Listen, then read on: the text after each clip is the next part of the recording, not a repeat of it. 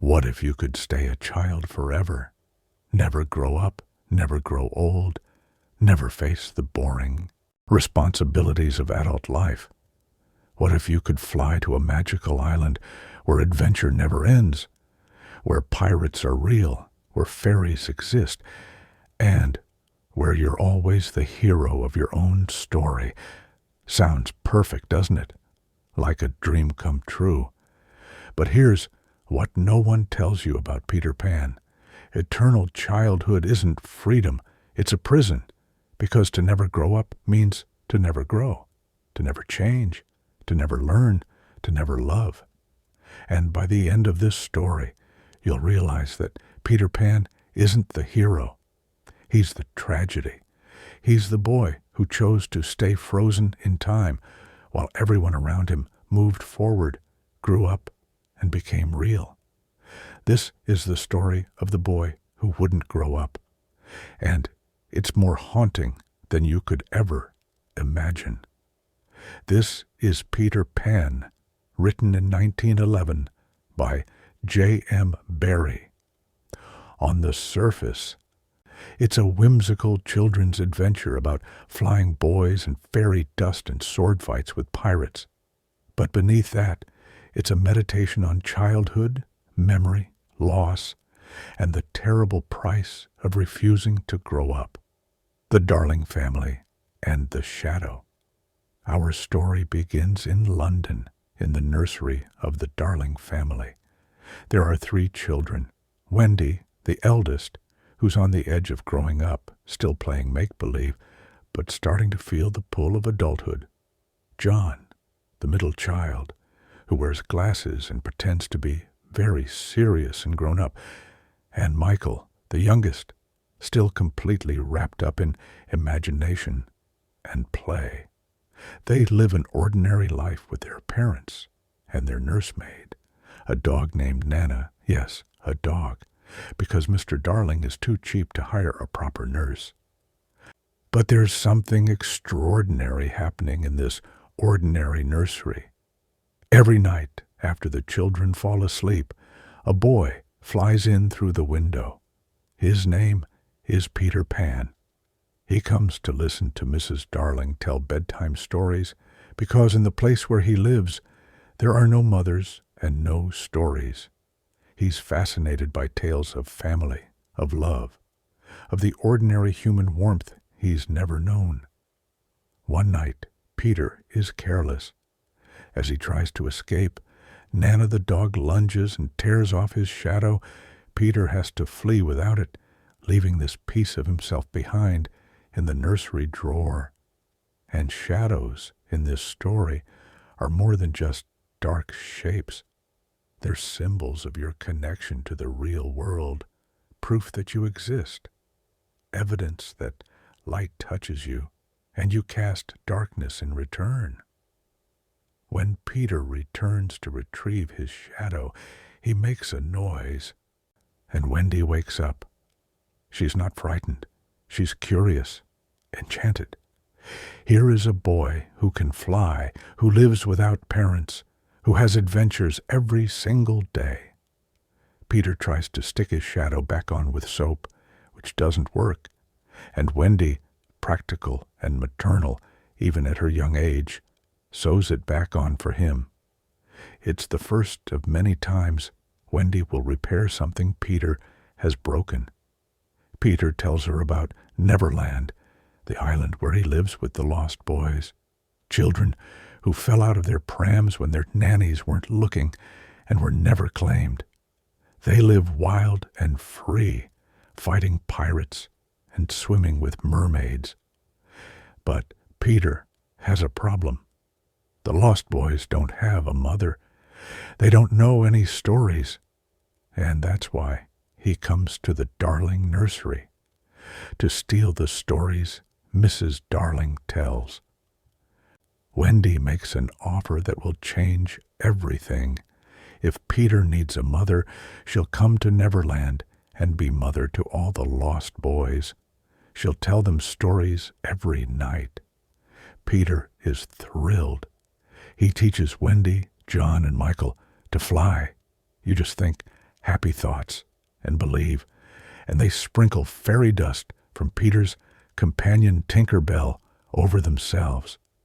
And then, with one leap, they're soaring out the window over the rooftops of London, heading toward the second star to the right and straight on till morning.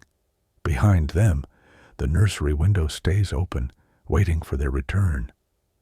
But in Peter Pan, windows don't always stay open, and children who fly away don't always come back. Neverland, the island that never was. Neverland is impossible to describe because it's different for everyone. It exists in that space between waking and sleeping, between memory and imagination. It has pirates and Indians, mermaids and fairies, wild beasts and underground homes. Geography doesn't make sense there. You can walk for hours and end up where you started, or take 3 steps and cross the entire island. Time works differently, too. Days feel like weeks. Weeks feel like minutes. You can live there forever, and it's only been a moment. Or spend a day and feel like you've aged years. The Lost Boys live underground in a hidden home beneath a massive tree. They're a ragged group. Tootles, Nibs, Slightly, Curly, and the twins. Each one arrived in Neverland after being lost in the real world, and each one has forgotten what having a mother feels like. They wear animal skins, fight imaginary battles, and worship Peter Pan as their absolute leader. Whatever Peter says is law. Whatever Peter does is right. They've built their entire existence around him. When Wendy arrives, they're ecstatic. Finally, a mother, someone to tuck them in, tell them stories, take care of their wounds, and make everything feel safe. Wendy steps into the role immediately, naturally. She tells them tales of home, of families, of love. And for the first time in their wild existence, the Lost Boys feel something they'd forgotten. The warmth of being cared for. But Peter doesn't want a mother. Not really. He wants a storyteller, an audience, someone to admire him. When Wendy tries to be maternal toward him, to treat him like one of her children, he recoils. He doesn't want to be mothered. He wants to be worshipped. The mermaids and the first warning. Neverland is beautiful, but it's also cruel.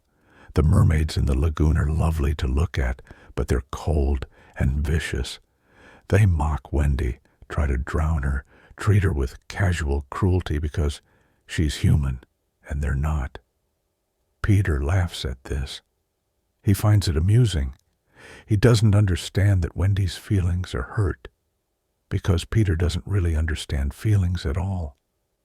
One afternoon, Peter and Wendy are trapped on Marooner's Rock as the tide comes in. They're going to drown. Peter gives Wendy a kite to float her to safety, but there's nothing left for him. He's going to die. And here's the chilling part. Peter doesn't seem to care. He says, with perfect cheerfulness, "To die will be an awfully big adventure." Death is just another game to him, another experience. He can't grasp the permanence of it. Wendy escapes, and Peter is saved at the last moment by a bird who helps him fly away. But the moment reveals something crucial about Peter. He doesn't value life the way normal people do. He doesn't fear death. He doesn't fear anything because he doesn't fully understand consequences. Everything is just a story to him, and stories always have happy endings, even when they don't. Captain Hook, the shadow of adulthood. The villain of Peter Pan is Captain James Hook, a pirate captain with an iron hook where his right hand should be. Peter cut off that hand in a previous battle and fed it to a crocodile. The crocodile liked the taste so much that it's been following Hook ever since. hoping to eat the rest of him. The crocodile swallowed a clock, so it ticks wherever it goes, giving Hook warning of its approach. Time itself is chasing Hook, tick, tick, ticking closer to his death. Hook is elegant, educated, well-spoken. He's not a common thug. He was a gentleman once, perhaps even went to good schools. But he's been consumed by his hatred of Peter Pan, by his desire for revenge. The loss of his hand isn't just a physical wound. It's a symbol of everything Peter has taken from him: his dignity, his dominance, his sense of control. Hook represents everything Peter refuses to become: an adult, someone shaped by loss, consumed by the past, aware of time's passage. Hook ages. Hook remembers. Hook feels the weight of his choices. Peter does none of these things. And that's why their conflict is so much deeper than just hero versus villain. It's childhood versus adulthood. Innocence versus experience. Freedom versus consequence. Hook desperately wants to kill Peter, but he also understandably hates something else: bad form. He has a code of honor, a sense of propriety. Even in his villainy, he maintains certain standards. Peter has no code. Peter has no honor. Peter just plays. And that's what makes him so dangerous and so impossible to defeat. You can't fight someone who doesn't take anything seriously. The attack on the underground home. Hook and his pirates discover the underground home where the Lost Boys live. They can't get inside because the entrances are too small, trees hollowed out with openings only child-sized. So Hook does something diabolical. He bakes a poison cake and leaves it where the boys will find it, knowing their mother, Wendy, will serve it to them. It's an attack not on the boys directly, but on the domestic happiness they've created. Hook is trying to poison the very idea of home. Peter, in a rare moment of cleverness that isn't just violence, realizes the cake is poisoned. But Tinker Bell, Peter's fairy companion, who's been jealous of Wendy from the moment she arrived, drinks the poison to save Peter's life. She's dying. The light of her existence is fading, and Peter turns to the audience, breaks the fourth wall, and begs, "If you believe in fairies, clap your hands." It's one of the most famous moments in literature. The audience claps. Children scream, "I believe." And Tinker Bell's light grows stronger. She lives. But think about what that moment really means. Tinker Bell drank poison because she loves Peter, and he's too oblivious to notice. She nearly dies for him. And the way she's saved isn't through Peter's love or devotion. It's through the belief of strangers. Peter doesn't save her. He asks other people to save her because Peter doesn't actually do the hard work of caring. He just orchestrates situations where others do it for him. The pirate ship and the final battle. Hook captures the Lost Boys and Wendy by attacking them above ground. He takes them to his ship, the Jolly Roger, and prepares to make them walk the plank. All of them are going to die, drowned in the Neverland Sea, and there's nothing they can do about it. Hook savors his victory. Finally, he's defeated Peter Pan by taking away everything Peter loves: his followers, his audience, his mother figure. But Peter isn't dead. He's coming. He sneaks aboard the ship, silent as a shadow. And in the fight that follows, Peter is brilliant, vicious, triumphant. He battles Hook across the deck, sword flashing, never afraid, never doubting. The Lost Boys are freed, the pirates are defeated, and Hook, in his final moment, is chased by the crocodile. Time finally catches up to him. The tick-tock of the clock swallowed by the beast is the last thing he hears as the crocodile's jaws close around him. Peter has won, again, like he always does, like he always will. Because in Neverland, Peter can't lose. The story bends to his will. He's not just the hero, he's the author, and he writes himself to victory every single time. The return to London. After the battle, reality starts to creep back in. Wendy realizes she's been gone from home for a long time. She misses her mother. So do John and Michael. The lost boys, hearing Wendy's stories about mothers and families, start to feel the same longing. They want to go back to London, to find families, to have real homes. They're tired of playing pretend. They want something real. Wendy invites Peter to come with them. She tells him they could adopt him, that he could have a real family, that her mother would love him. Peter could have everything he claims to want. A mother, a home, stories told just for him. All he has to do is leave Neverland and grow up. Peter refuses. He says he doesn't want to grow up, doesn't want to go to school or get a job or become boring and old. He wants to stay in Neverland forever, always having adventures, always being a child.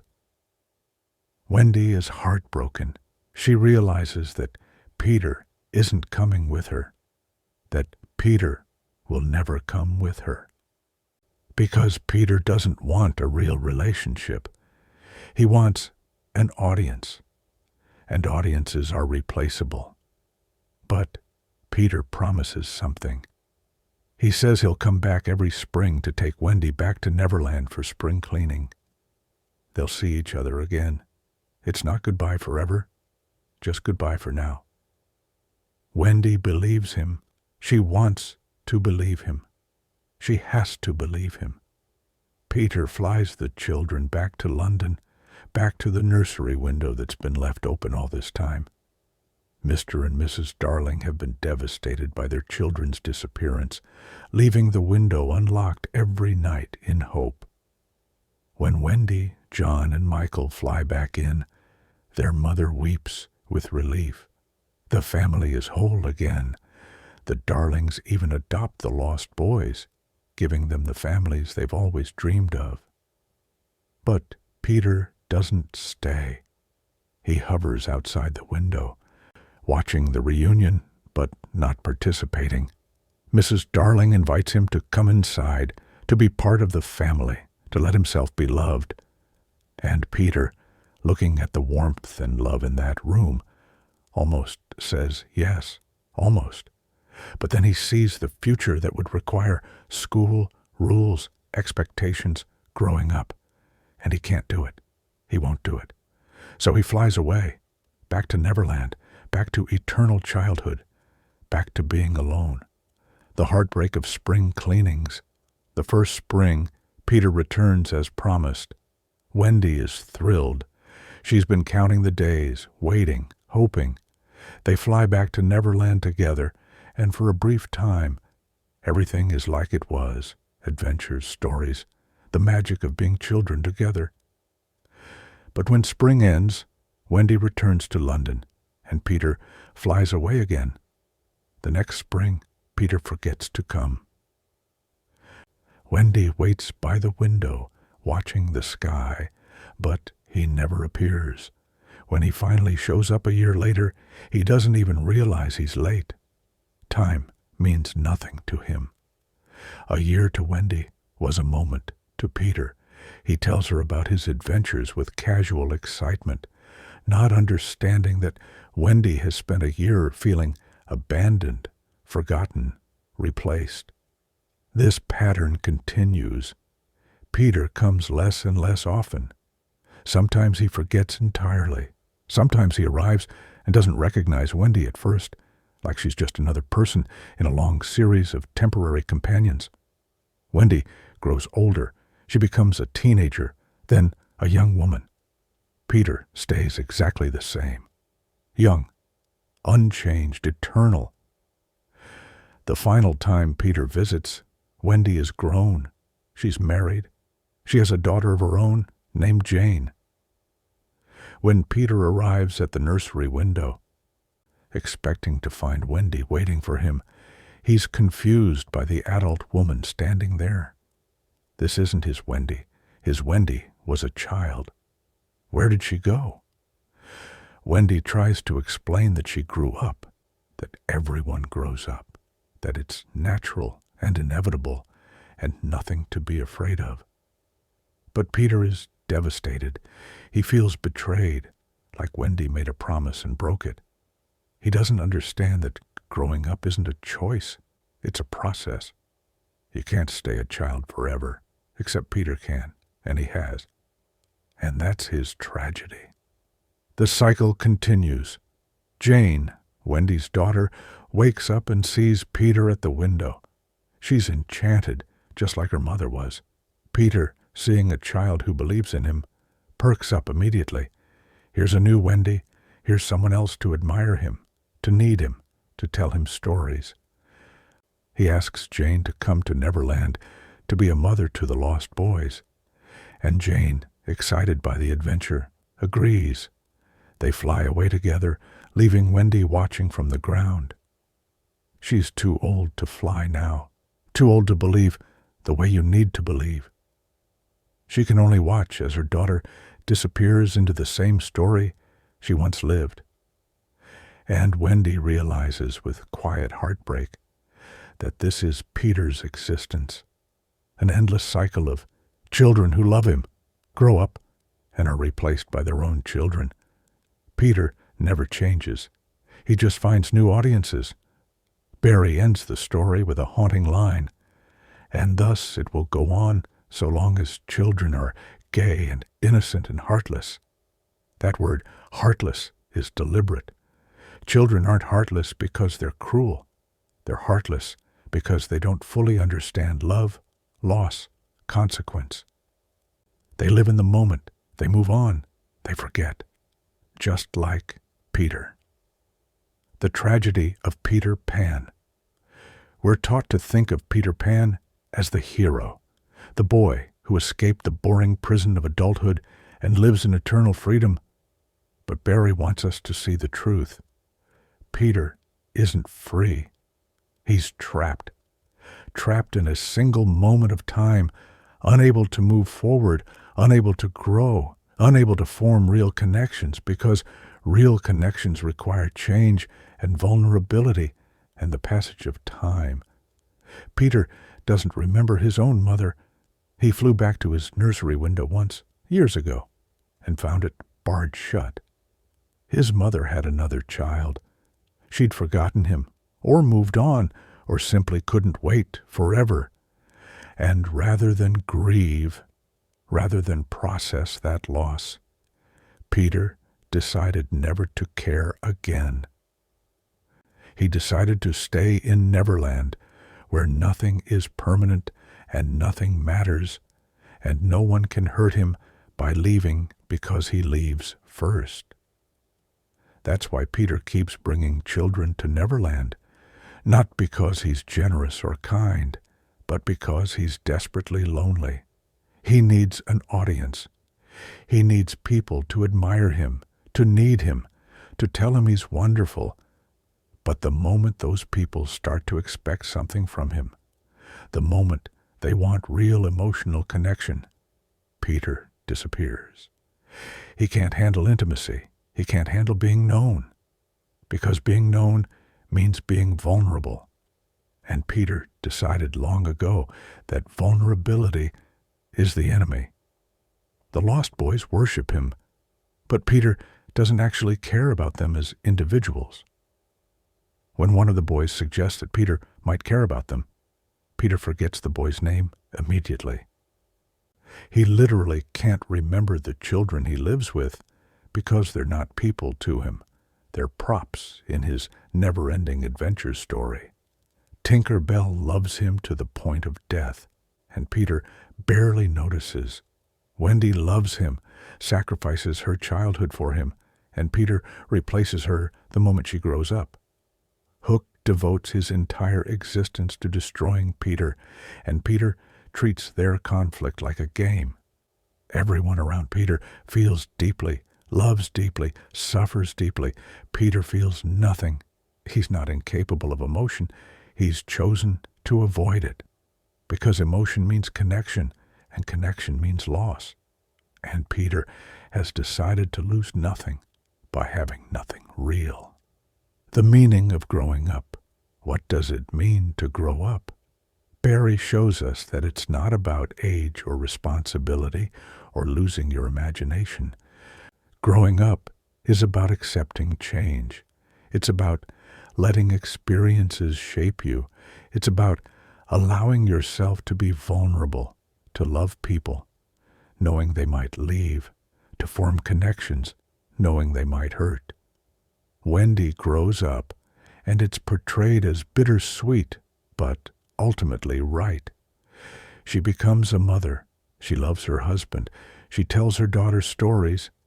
She remembers Neverland with fondness, but doesn't try to return. She's allowed her childhood to become part of her past, something that shaped her, but doesn't define her. That's maturity. That's growth. Peter refuses to grow, and it's not triumphant. It's sad. He's chosen to remain frozen, unable to process loss, unable to form lasting bonds, unable to be truly known by anyone. He's alive, but not living. He has adventures, but no meaning. He's surrounded by people, but utterly alone. The real tragedy of Peter Pan isn't that children grow up. It's that Peter can't. He's not the boy who won't grow up. He's the boy who can't. Something broke in him when his mother shut the window, and he never healed. He never will heal.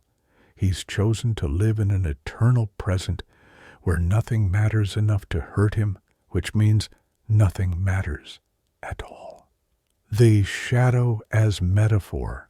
Remember the shadow that Nana tore from Peter at the beginning? Shadows represent connection to reality. When you stand in light, you cast a shadow. You affect the world around you. You leave a mark. Peter lost his shadow and had to have it sewn back on, but the repair is imperfect. His shadow keeps trying to escape. It doesn't quite fit him anymore.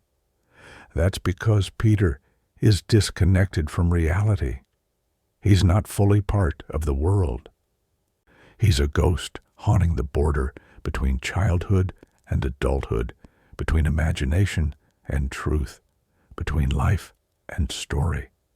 His shadow wants to escape because Peter isn't solid enough to cast one naturally. He's becoming less real the longer he stays in Neverland. Wendy sews the shadow back on, trying to make Peter whole, but you can't force someone to be connected to reality if they're determined to escape it.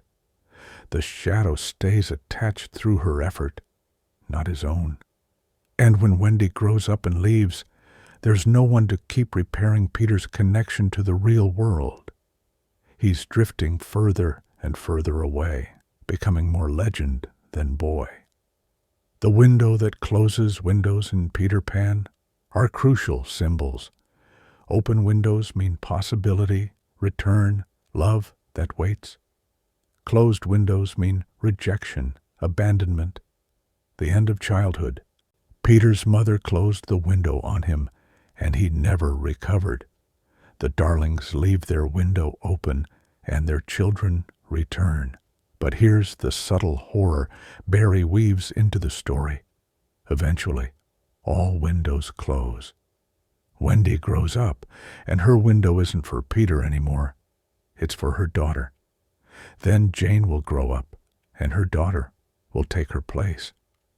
The window stays open, but it's never for the same person twice. Peter experiences this as continuity, an endless stream of children who love him. But it's actually loss.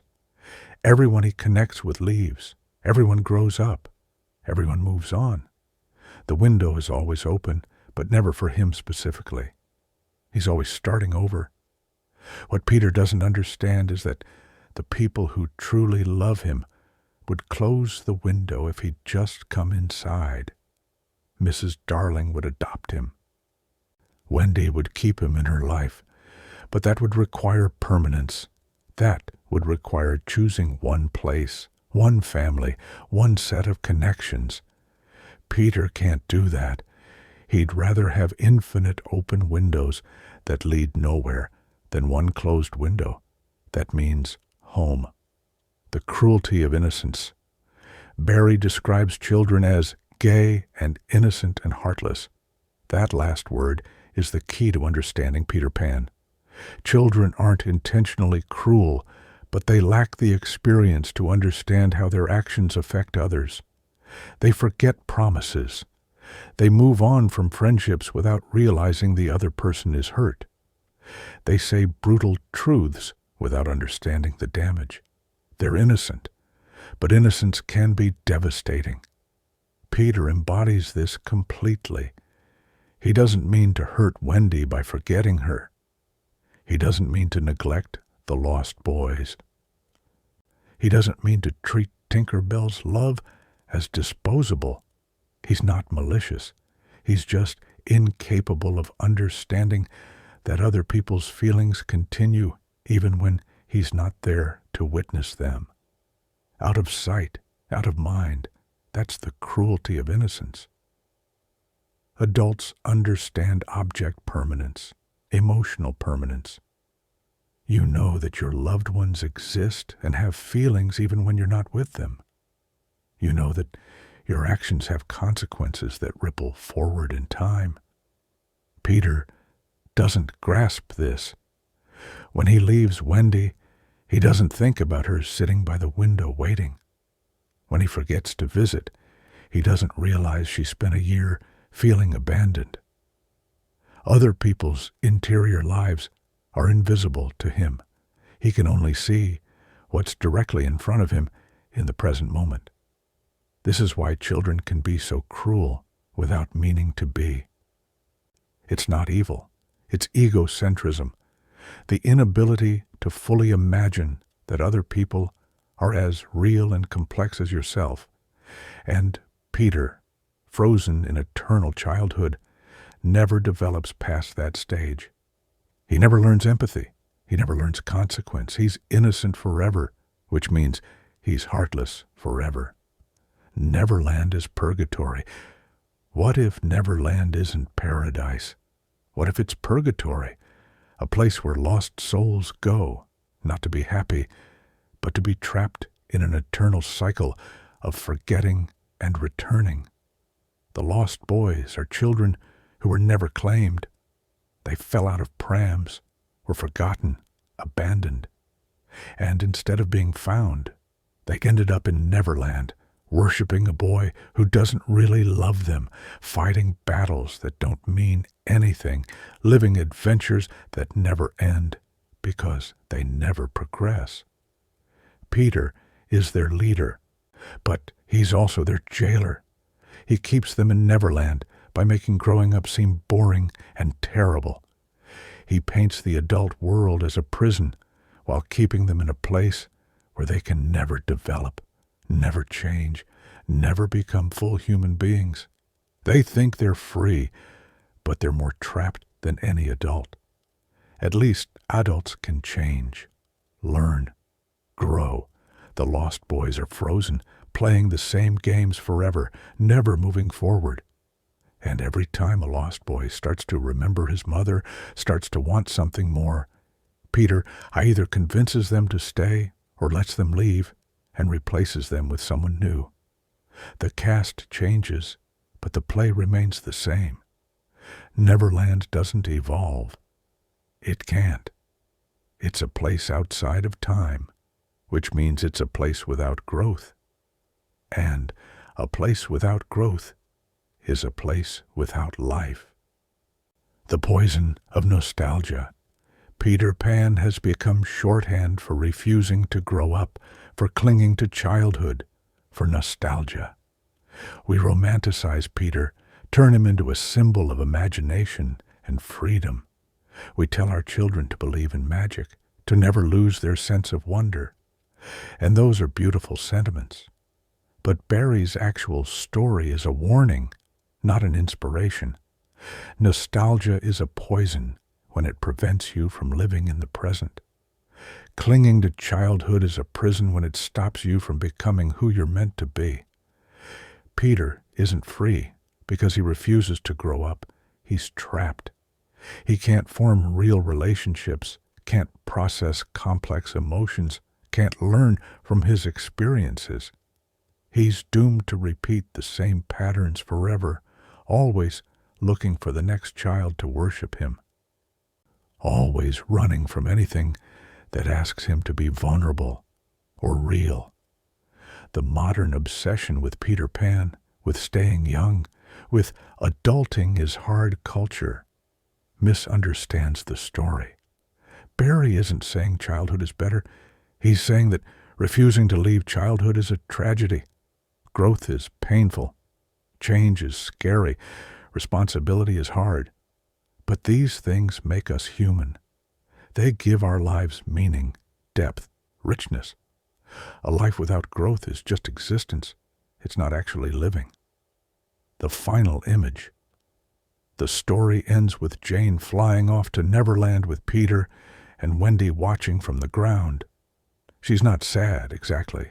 She's accepting.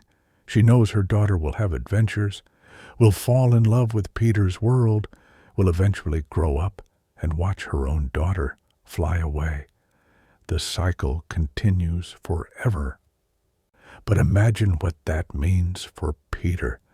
Hundreds of years from now, he'll still be doing this, still finding children, still taking them to Neverland, still losing them when they grow up, an endless parade of temporary companions who love him and leave him and are replaced by their descendants. He's not a boy. He's a ghost, a legend, a story that repeats itself forever without resolution. And the most haunting part? Peter doesn't realize he's in a tragedy. He thinks he's winning. He thinks he's got the perfect life. He genuinely believes he's better off than the people who grow up and grow old and die. He can't see his own loneliness. He can't feel his own emptiness. He's so disconnected from his own emotions that he doesn't know he's suffering. That's the real horror of Peter Pan, not that childhood ends, but that for some people it never does, and those people are trapped in a prison of their own making, forever young, forever alone, forever chasing something they had but couldn't recognize, and lost but can't mourn, the window, the shadow, the choice. We all have a choice. We can be Peter, refusing to grow, avoiding vulnerability, staying in comfortable stories where we're always the hero and nothing ever truly matters. Or we can be Wendy, accepting that childhood ends, allowing ourselves to change and love and lose and grow. It's not an easy choice. Growth hurts. Love is risky. Change is terrifying. But the alternative is worse. The alternative is becoming a ghost, haunting the borders of your own life. Never quite present. Never quite real. The alternative is connection without commitment, adventure without consequence, experience without meaning. The alternative is living forever, but never being truly alive. Peter Pan isn't a celebration of eternal youth. It's a ghost story, the ghost of a boy who could have been human, could have been loved, could have been real, but chose the safety of never changing over the risk of becoming something more.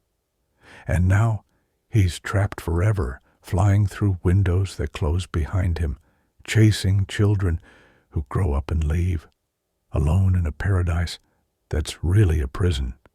J.M. Barrie wrote, "All children except one grow up." That one exception isn't lucky. He's cursed, because to never grow up means to never truly live. It means to exist in an eternal present where nothing matters enough to hurt you, which means nothing matters at all. Peter Pan chose eternal childhood, and in doing so, he chose eternal loneliness. The question isn't whether you want to stay young forever. The question is, do you want to be real? Do you want to love and risk losing? Do you want to grow and change and become something more than you were? Or do you want to fly forever through an unchanging dreamland, always the hero of stories that never end because they never mean anything? Peter chose the dream. Wendy chose reality. And in the end, Wendy got to live a full, meaningful human life. Peter got to be a legend. But legends aren't real. They're just stories we tell children before they grow up and forget. The window is still open, but the question is, do you fly through it and never come back? Or do you stay and build something real?